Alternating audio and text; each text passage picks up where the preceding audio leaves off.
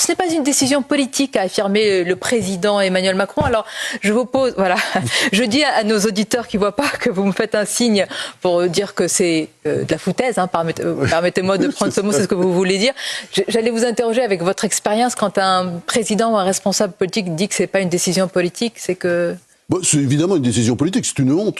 L'ARCOM est un peu, comment dire, fait un peu ce que le pouvoir lui dit, d'une manière ou d'une autre. C'est le faux nez de... Oui, bien sûr, et Emmanuel Macron, évidemment, est derrière tout ça. Mais, si vous voulez, moi, je pense que cette affaire est une honte, parce que la liberté d'expression, enfin, dans la presse, pour moi, ça ne se divise pas. Et si vous voulez, moi, je fais partie d'une génération qui a adoré qui adore toujours d'ailleurs, mais enfin c'est vrai peut-être de moins en moins, puisque tout ça au départ, c'était l'idée de supprimer CNews, hein, parce qu'il ne faut pas se raconter d'histoire. Enfin on l'a lu, on l'a vu, on l'a entendu, on a entendu des dirigeants dire « faut arrêter CNews », etc. Et si vous voulez, c'est intéressant d'ailleurs, ça venait souvent de la gauche. Et la gauche, elle doit faire attention, parce qu'elle a tout jeté par-dessus bord de ses valeurs. L'identité, hein, le travail qui était quand même célébré par Jaurès. Et puis maintenant aussi, la liberté d'expression. Je pense que c'est quelque chose de fondamental.